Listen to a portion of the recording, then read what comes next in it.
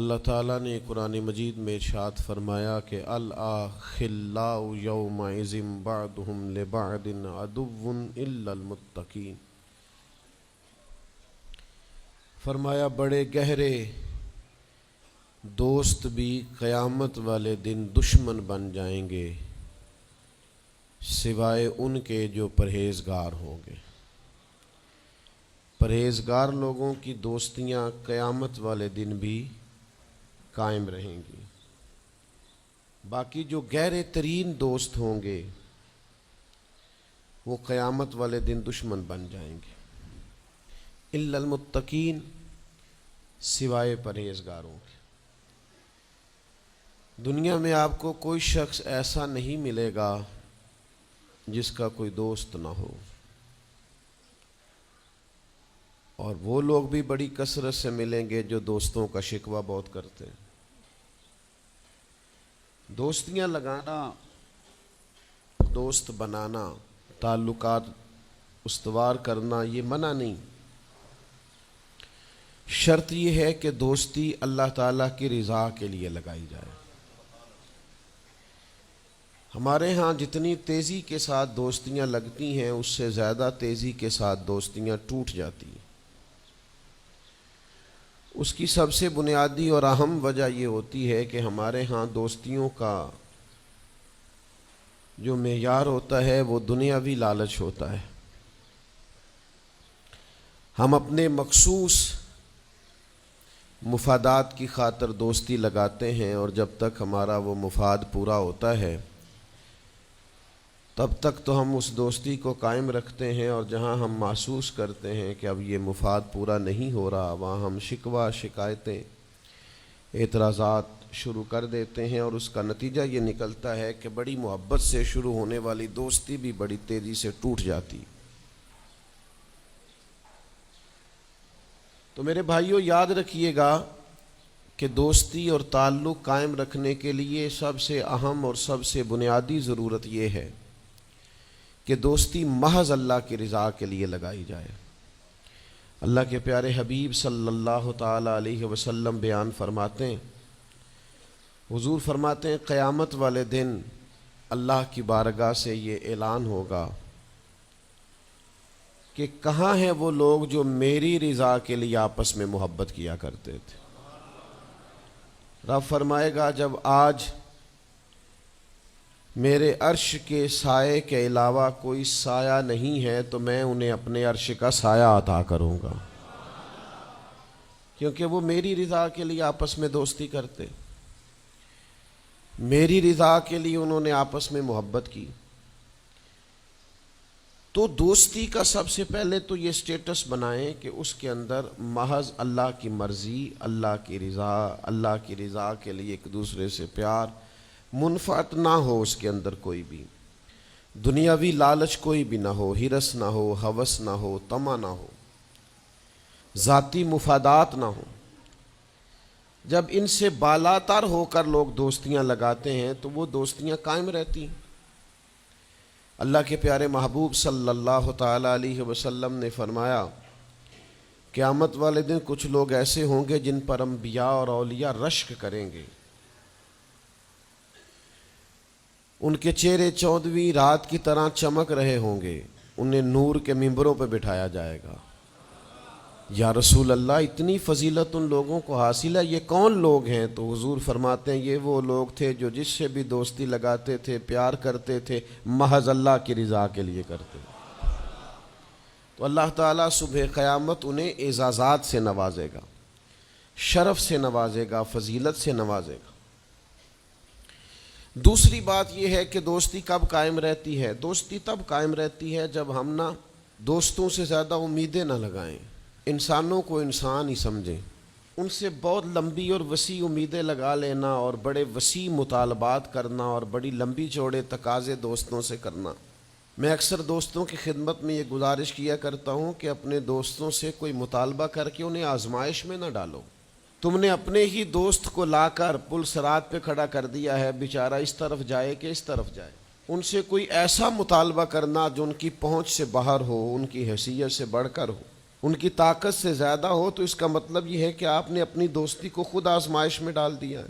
آپ اتنے لمبے چوڑے تقاضے نہ کریں، آپ محدود سا لوگوں کے ساتھ تعلق بنائیں۔ وہ جی میں اس کے اتنا کام آیا ہوں تو اب اس کو اس سے ڈبل آنا چاہیے، تو آپ نے دوستی کی نہیں، آپ نے تو تجارت کی۔ اگر آپ کی محبت ہوتی تو پھر تو آپ کا انداز اور ہوتا، جب تیرا حکم ملا ترک محبت کر دی، دل مگر اس قدر تڑپا کہ قیامت کر دی۔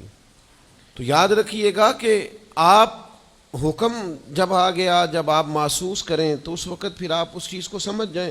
تو دوستیوں کو کبھی بھی آپ کٹہرے میں کھڑا نہ کریں، تعلقات کو کبھی بھی آزمائش کی بھیٹ نہ چڑھائیں، اس طرح کا ماحول نہ بنائیں جس میں آزمائش پیدا ہو، جس میں تکلیف بڑھ جائے، جس میں کرب کا احساس سامنے والے کو ستائے۔ کوشش کریں گنجائش رہے ماحول کے اندر، آسانی رہے، وسعت رہے۔ تیسری بات یہ ہے کہ اگر آپ محسوس کرتے ہیں کہ دوستی کو چلانا ہے تو پھر صرف اسی چیز کو نہ یاد رکھیں جو چیز آپ کو آج میسر آ رہی ہے اور آج آپ کو انکار ہو رہا ہے، اس سے پہلے جو دوستوں نے بڑی وفائیں کی ہیں وہ بھی تو یاد رکھے نا۔ ہمارا یہ ماحول ہوتا ہے کسی بندے نے 99 دفعہ نیکی کی ہے، ایک دفعہ انکار کیا ہے، تو ہمیں ایک دفعہ کا انکار تو یاد رہتا ہے لیکن 99 نیکیاں یاد نہیں رہتی۔ یہ بہت بڑی زیادتی ہے۔ آپ کو اگر اتنی لمبی چوڑی اس کی نیکیاں فراموش کرنے میں 1 منٹ نہیں لگا تو پھر آپ نے دوستی کس مقصد کے لیے لگائی تھی؟ آپ اس کو سمجھیں، اس کو آپ محسوس کریں۔ تو میں نے یہ دیکھا ہے زندگی میں کہ لوگ چاہتے ہیں کہ روز ان کا مطالبہ پورا کیا جائے، روز ان کا مطالبہ پورا۔ ہمارے ایک دوست تھے، بزرگ تھے، تو وہ سلسلہ طریقت کو چلاتے تھے، خانقاہی نظام کو، نظم کو لے کے چلنا مشکل ہوتا ہے۔ تو ان کے ایک مرید نے شکوہ کیا، اس نے کہا کہ حضرت پہلے آپ بڑا وقت دیتے تھے، اب آپ ٹائم نہیں دیتے۔ تو فرمانے لگے پہلے میرے بچے 1-2 تھے، اب درجنوں میں ہو گئے، اب وقت بٹ کے ملے گا نا۔ والد پہلے ایک پر توجہ دیتا ہے، بچے 4 ہو جائیں تو ٹائم تقسیم، بات کی سمجھ آ رہی ہے؟ تو وقت تقسیم ہو کے ملے گا نا جب بچے بڑھ جاتے ہیں۔ اور فرمانے لگے ابھی تو میرے سمجھ لو 10-15 بچے ہیں، تو جب پوتے نواسے نواسیاں ہو گئے تو یہ اور زیادہ بٹ جائے گا، پھر اس میں اور زیادہ تقسیم کار ہو جائے گی، تو پھر اس طرح کر کے ماحول میں تقسیم ہو جاتی، اور یہ ہوتا ہے۔ یہ ایک صورت ہے۔ آپ دیکھیے نا، کبھی ایسا بھی ٹائم تھا حجر اسود پر کہ اس کو ہاتھ لگا کے آپ چوم لیتے تھے، اور ڈھیروں وقت صحابہ اس پر چہرے رکھ کے رویا کرتے تھے۔ پھر ایسا وقت آیا کہ چھڑی لگا لو بھائی، چھڑی لگا کے پیچھے ہٹ جاؤ، اور اب ایسا ٹائم ہے کہ آپ دور سے استلام کر لیں۔ اب اگر آپ کہیں کہ مسلمان دیکھو جی حجر اسود کو تو ہاتھ لگانے کا موقع ہی نہیں مل رہا، تو بھئی نبی پاک نے تو فرمایا میں قیامت والے دن کثرت امت پر فخر کروں گا کہ میری امت زیادہ ہے۔ تو یہ تو تعداد کا بڑھنا، یہ تو کثرت کا ہونا، یہ تو باعث ناز اس کو سرکار نے کہا۔ اب آپ دائروں میں محدود کرنا چاہتے ہیں، آپ اس طرح کا ماحول بنانا چاہتے ہیں کہ کوئی شخص مقید ہو جائے، وہ اس دائرے سے باہر نہ نکلے، تو یہ تو بات درست نہیں ہے۔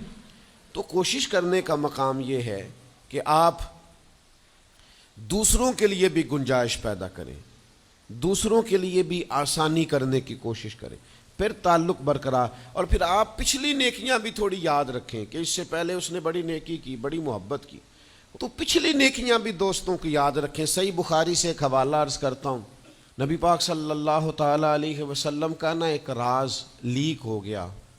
حضور مکہ مکرمہ پر حملہ کرنا چاہتے تھے، تو ایک خط لکھ کے دیا گیا ایک عورت کو کہ جا کے پہلے سے آگاہ کر دو مکے والوں کو کہ تم پر حملہ ہونے والا ہے۔ اس عورت نے وہ خط اپنے بالوں میں چھپایا اور وہ نکل گئی۔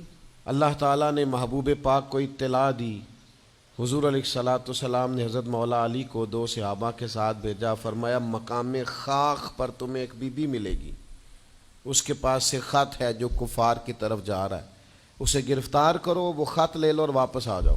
حضرت مولا علی شیر خدا رضی اللہ تعالیٰ عنہ وہاں پہنچ گئے، اس خاتون کو گرفتار کر لیا، اس کو کہا وہ خط دے، وہ کہنے لگی میرے پاس تو نہیں ہے، کوئی خط نہیں۔ تو حضرت علی فرمانے لگے چونکہ میرے نبی نے کہا ہے تو خط تیرے پاس ہی ہے۔ ساڈے نبی دی زبان ساڈے واسطے قرآن، وہ زبان جس کو سب کن کی کنجی کہیں، اس کی نافذ حکومت پہ لاکھوں۔ خط تیرے پاس ہے، آپ نے تلوار نکال لی، فرمایا نکالتی ہے کہ نہیں؟ اس نے بال کھولے، خط نکال دیا۔ وہ خط جب کھولا تو خط لکھا تھا حضرت حاتم بن نبی بلتا رضی اللہ تعالیٰ عنہ، بدری صحابی ہیں۔ وہ خط لے کے آ گئے، نبی پاک کی بارگاہ میں پیش کیا۔ حضور نے خط کھولا، حضرت عمر کہنے لگے مجھے اجازت دے میں اس کی گردن کاٹوں، اس نے ہمارا راز فاش کیا ہے۔ کتنی بڑی بات ہے۔ قرآن مجید کی سورہ ممتحنہ اس وقت نازل ہوئی تھی جب یہ واقعہ ہوا تھا۔ اللہ کے حبیب علیہ السلام نے فرمایا عمر ٹھہر جا، اتنی جلدی نہ کر، اس بندے کی وفات تو دیکھ، یہ بدر میں بھی تلوار لے کے ہمارے ساتھ گیا تھا، بدری صحابی ہے، اس کی وہ بات یاد رکھ کہ بدر کے مقام پر جب کہ بڑا مشکل تھا کافروں کے سامنے کھڑا ہونا، ان کی 1000 تعداد تھی اور مسلمان بڑی عددی طور پر اس کثرت کا شکار نہیں تھے، صرف 313 تھے۔ اس موقع پر ان کے ساتھ کھڑا ہونا کوئی آسان نہیں تھا، لیکن یہ پھر بھی ہمارے ساتھ گئے تھے۔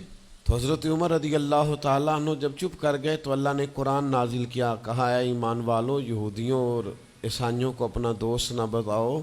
تو حضور فرمانے لگے دیکھ لو عمر، اللہ نے اسے مومن کہہ کے پکارا ہے، اللہ نے بھی اسے۔ اب نبی کریم نے فرمایا بتاؤ یہ تم نے کیا کیا؟ تو عرض کی یا رسول اللہ صلی اللہ علیہ وسلم آپ میرا ظاہر باطن جانتے ہیں، جتنے بھی یہاں سے لوگ ہجرت کر کے مکے سے آئے ہیں نا، ان کا کوئی نہ کوئی رشتہ دار مکے میں ہے جو ان کے رشتہ داروں کا، بال بچوں کا، گھر والوں کا دھیان رکھتا، میرا وہاں کوئی بھی نہیں۔ اور مجھے پتا تھا آپ نے حملے کا ارادہ کر لیا ہے تو انشاءاللہ کامیابی اللہ نے مسلمانوں کو ہی دینی ہے، وہ کر کچھ نہیں سکتے۔ میں ان پر ایک احسان کرنا چاہتا تھا تاکہ وہ میرے بچوں کا اور میرے پیچھے گھر والوں کا تھوڑا خیال رکھیں، اتنی سی میری خواہش تھی۔ میرے نبی کریم نے ان کا عذر قبول کر لیا، فرمایا ٹھیک ہے آپ جو کہہ رہے ہیں بات ایسے ہی ہے، آپ کو اسلام کو نقصان نہیں پہنچانا چاہتے، آپ یہ چاہتے تھے کہ کوئی ایک نیکی ان پہ کر دی جائے تاکہ وہ آپ کے، تو اتنی بڑی بظاہر بات تھی لیکن حضور نے قبول کر لی۔ معنی کیا ہے کہ دوستوں کی پچھلی نیکیاں بھی یاد رکھنی چاہیے، ان کی پچھلی بھی خوبیوں اور پچھلے بھی معاملات کو تھوڑا یاد رکھنا چاہیے۔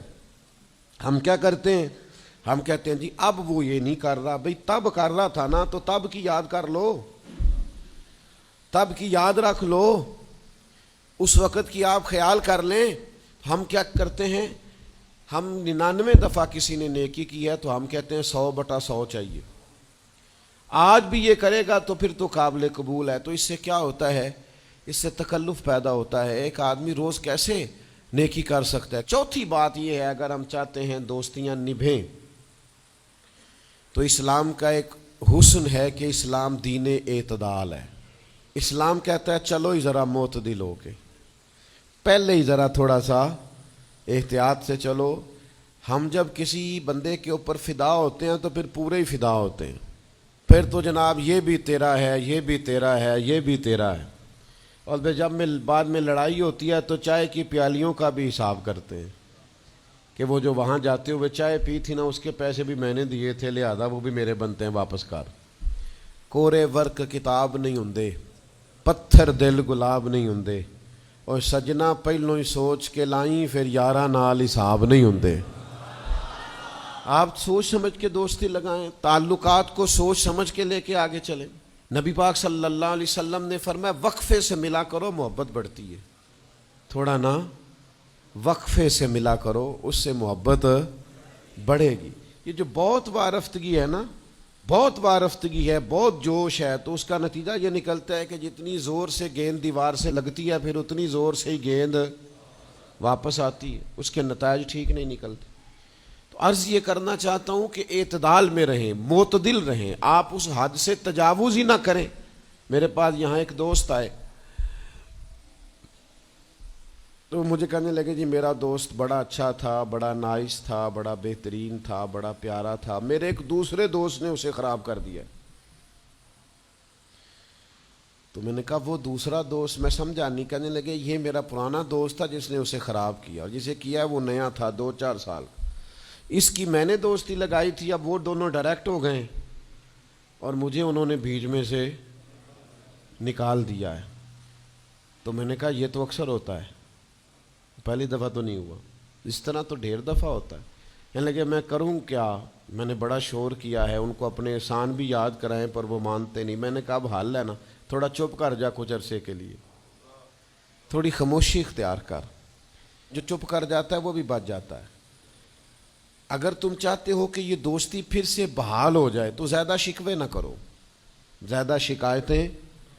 ہم بعض اوقات اعتراضات اتنے کر بیٹھتے ہیں, شکوے اتنے کر بیٹھتے ہیں, اپنی زبان سے باتیں اتنی نکال بیٹھتے ہیں کہ دوبارہ پھر دوستی کا بحال ہونا ممکن ہے. ایک حدیث یاد رکھیں گے اگر سناؤں آپ کو تو. نبی پاک صلی اللہ تعالی علیہ وسلم نے فرمایا کسی سے دشمنی بھی کرو تو اعتدال سے کرو, ہو سکتا ہے کل کو وہ تمہارا دوست بن جائے.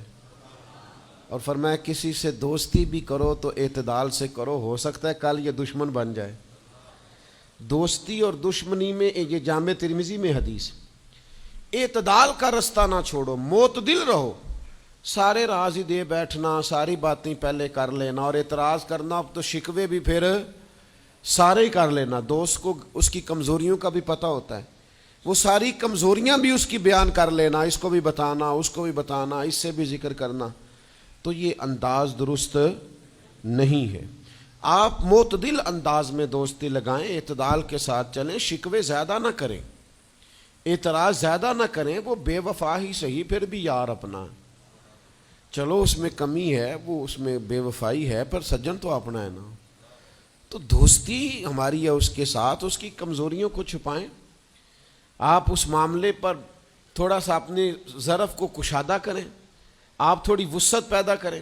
ہم سمجھتے نہیں چیزوں کو, ہم غور نہیں کرتے, اس خاص انداز میں چیزوں کو نہیں لیتے جس انداز میں چیزوں کو لینا چاہیے. ہماری ذاتی کمزوریاں ہوتی ہیں اور ہم ان کمزوریوں کا دوسروں پہ ڈال دیتے ہیں, کہتے ہیں وہ بے وفا نکل آیا. بھئی آپ بھی حد سے زیادہ فریفتہ تھے, اب آپ ہی حد سے زیادہ اعتراض کر رہے ہیں. حضور نے فرمایا جس کی تعریف کر لو پھر دوبارہ اس پر کبھی تنقید کر جو بیٹھے ہیں, تعریف تو ختم ہو گئی بات. پھر تھوڑی چشم پوشی کرو, انسانوں میں کمیاں بھی ہوتی ہیں. تو دوستی کو صحیح طور پر آگے لے جانے کے لیے چھٹا سبق یہ ہے کہ تھوڑی سی نا عادت عیب پوشی کی بھی بنائیں, تھوڑا پردہ پوشی کا مزاج ہو تو پھر بھی ذرا دوستی آگے. سمجھ آ رہی ہے بات کی؟ تھوڑی سی نا نظر عیب پوشی والی بھی. کچھ لوگوں کی تنقید کی آنکھیں اتنی زیادہ کھلی ہوتی ہیں کہ وہ بیچارے کسی جگہ بھی تعلق نہیں رکھ سکتے, جہاں جاتے ہیں انہیں کمیاں ہی کمیاں نظر آتی ہیں, خامیاں ہی خامیاں نظر آتی ہیں. ان کا مزاج ہی نہیں ہوتا کسی عیب کو چھپانے کا. تو آپ جس جگہ پہ موجود ہیں, جس جگہ آپ کے تعلقات ہیں, جہاں دوستی ہے, جہاں محبت ہے, وہاں تھوڑا سا عیب پوشی کا بھی مزاج ہونا چاہیے. نبی پاک علیہ السلام نے فرمایا تو کسی مسلمان کی دنیا میں پردہ پوشی کر دے, اللہ قیامت والے دن تیری پردہ پوشی فرما دے. آپ تھوڑا سا اس کا عیب چھپا دیں, بات ختم ہو گئی, تھوڑی سی پردہ پوشی کر دیں. دیکھیں نا, ہمیں حکم دیا گیا ہے شریعت میں, کسی شخص کا انتقال ہو گیا, اب کچھ لوگ اس کے غسل میں شریک ہیں, تو ان کو حکم یہ ہے کہ اگر تم نے کوئی اچھی بات دیکھی نا, خوبی دیکھی, چہرہ کھل گیا ہے, جسم تر و تازہ ہے, تو یہ سب کو بتاؤ. اور اگر تم کچھ ایسی چیز دیکھو کہ بیماری کی وجہ سے جسم اکڑ گیا ہے یا کسی وجہ سے چہرے پہ کوئی سیاہی آ گئی, جو کسی سے ذکر نہ کرو. جانے والے کے لیے تم اچھی چیزوں کو تو بیان کرو لیکن نقائص کو کبھی بھی بیان نہ کرو. اور نبی پاک علیہ السلام نے فرمایا اذکروا محاسن موتاکم, جب تم میں سے کوئی دنیا سے چلا جائے تو اس کی اچھی اچھی باتوں کا بیان کرو, اس کی اچھی اچھی باتوں کا ذکر کرو, اس کی خیر والی باتیں ڈھونڈ کے لوگوں کو سناؤ, یہ خوبی پائی جاتی تھی, یہ خوبی پائی جاتی تھی, یہ خوبی پائی جاتی.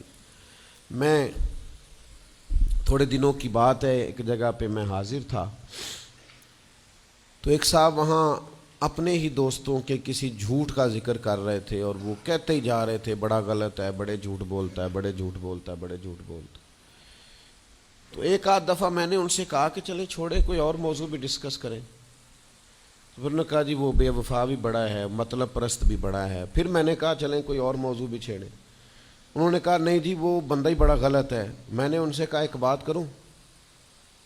کہنے لگے کر لے۔ میں نے کہا آپ کو اس سے پیار بڑا ہے؟ کہنے لگے وہ کیسے؟ میں نے کہا آپ اس کا موضوع چھوڑنے کو تیار ہی نہیں۔ یہ جو آپ شکوہ کر رہے ہیں نا، اس کو نچوڑے نا تو اس کے اندر سے محبت چھلکتی ہے۔ آپ اس کا موضوع چھوڑنے کو تیار، یہ جو ہر بات پہ اب کبھی آپ کہتے ہیں جھوٹا بڑا ہے، کبھی کہتے ہیں بدعہد بڑا ہے، کبھی آپ کہتے ہیں وہ مطلب پرست بڑا ہے، تو 3-4 دفعہ آپ سے کہا موضوع بدل دیں تو نہیں نہ بدل رہے۔ اس کا مطلب یہ ہے کہ آپ کو اس شخص سے محبت۔ تو یہ جو آپ شکوے کر رہے ہیں نا بار بار، اسے بھی نچوڑیں تو اس کے اندر سے محبت چھلک رہی ہے۔ وہ جو باپ بار بار کہتا ہے نا فلانا منڈا میرا بڑا نافرمان ہے، تو اصل میں والد کو پیار ہوتا ہے۔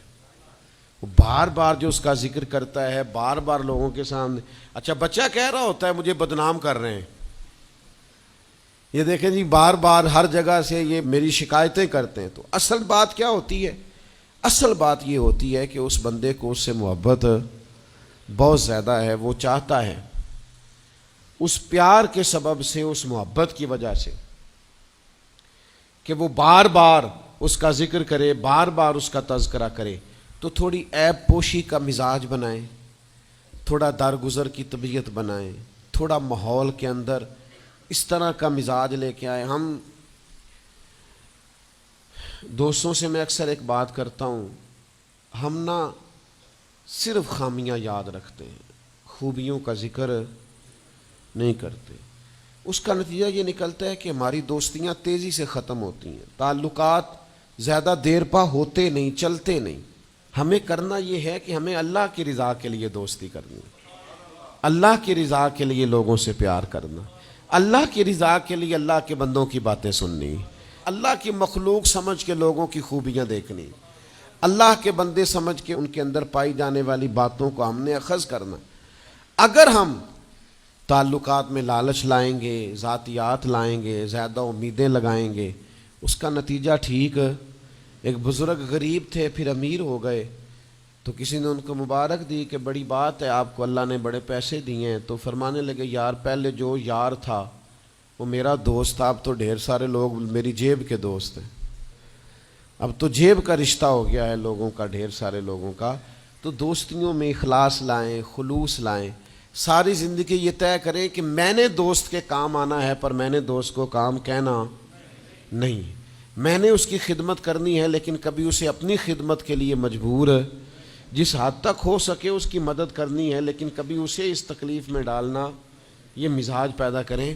آپ کو اس دوستی میں روحانیت محسوس ہوگی، اس تعلق کے اندر آپ کو ٹھنڈک محسوس ہوگی، لیکن جب شائبہ ایک نقطے کا بھی ذاتی لالچ کا آ جائے گا نا، پھر اس میں ٹھنڈک نہیں رہے گی، اس میں وہ خوبی نہیں رہے گی جو کہ ہونی چاہیے۔ اللہ تعالی ہمیں سمجھنے کی توفیق دے۔